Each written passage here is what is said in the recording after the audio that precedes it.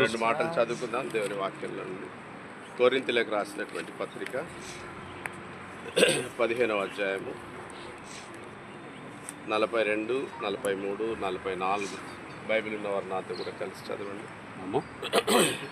1 Corinthians 15th chapter 42 to 44. మృతుల పునరుద్ధానమును అలాగే శరీరము క్షయమైనదిగా విత్తబడి అక్షయమైనదిగా లేపబడును, ఘనహీనమైనదిగా విత్తబడి మహిమగలదిగా లేపబడును, బలహీనమైనదిగా విత్తబడి బలమైనదిగా లేపబడును, ప్రకృతి సంబంధమైన శరీరముగా విత్తబడి ఆత్మ సంబంధమైన శరీరముగా లేపబడును. ప్రకృతి సంబంధమైన శరీరం ఉన్నది కనుక ఆత్మ సంబంధమైన శరీరము కూడా ఉన్నది. దేవుని దాసుడు విక్టర్ అన్న మనం ఇప్పుడు సమాధిలో పెడుతున్నామంటే ఒక నమ్మికతో పెడుతున్నాం. ఒక రైతు విత్తనాలు విత్తాడు అంటే ఒక హోప్తో విత్తుతాడు. వర్షం పడుతుంది, ఆ విత్తనాలు పైకి వస్తాయి. అట్లాగే ఇది విత్తనం లాంటిది. మనం పెడుతున్నాం, ఒక దినం ప్రభు వస్తాడు. ఆ ప్రభు వచ్చినటువంటి సమయంలో బూర శబ్దను ఊదినప్పుడు ఈ మృతులైన వారు మొదట లేతురు. అది మన యొక్క నిరీక్షణ. తన పేరు కూడా అదే, విక్టరీ. విజయం అంటే అదే విజయం. అందుకని ఎంతోమంది లోకంలో చనిపోతారు, కానీ విజయం అని అంటే విజయశాలి అయినటువంటి యేసు క్రీస్తు ప్రభు యొక్క ప్రభుతో అతుకబడి లేరు. అందుకొరకు ఈ అన్న అయితే ప్రభుని నమ్మాడు, ప్రభుని సేవించాడు, ఒక విజయవంతమైనటువంటి జీవితాన్ని జీవించాడు. యేసుక్రీస్తు ప్రభు వారు సిలువలో పలికినటువంటి లాస్ట్ మాట ఏంటంటే, నా ఆత్మని నీకు అప్పగించు, దట్ ఈస్ ద విక్టరీ. అలాంటి విజయాన్ని దేవుడు తన దాసునికి ఇచ్చాడు.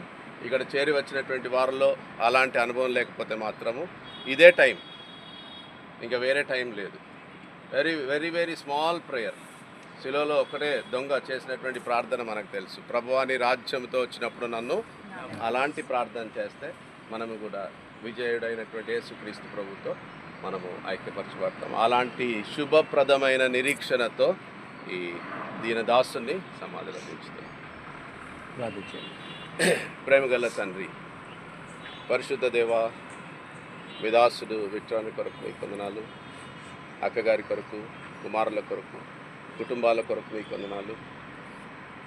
కార్యారంభము కంటే కార్య అంతము మేలు అని సెలవిచ్చినారు. ప్రియ తండ్రి, మంచి ముగింపును మీ దాసునికి ఇచ్చినారు. సిద్ధపరచబడిన పాత్రగా మీ దాసుని చేశారు. లోకంలో ఉన్నటువంటి దినాల్లో ప్రభు అన్ని రీతిలుగా ఉన్నత స్థాయిలో పెట్టారు. గొప్ప రక్షణ భాగ్యాన్ని తనకిచ్చినారు.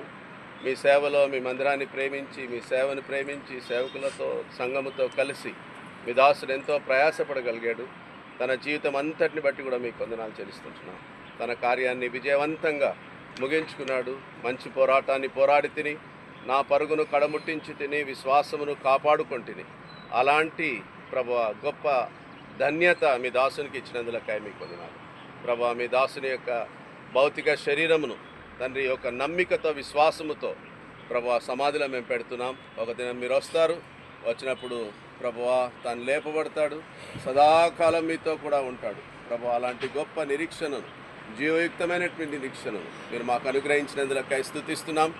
మీ దాసుని కుటుంబాన్ని ప్రేమించి, మీ దాసుని భౌతికాన్ని ఘనపరచడానికి చేరి వచ్చినటువంటి వారిలో ఇంకెవరైనా రక్షించబడకపోతే ప్రభువా దయతో వారిని కూడా మీరు జ్ఞాపకం చేసుకొని ఆ నిత్య జీవమును వరాన్ని ప్రతి ఒక్కరు కూడా పొందుటకై సహాయం చేయండి. ముందున కార్యక్రమంలో మీ కరుణాహస్తాన్ని తోడుగా ఉంచి నడిపించమని యేసు క్రీస్తు ప్రభు నామమున ప్రార్థిస్తున్నాము తండ్రి. ఆమేన్.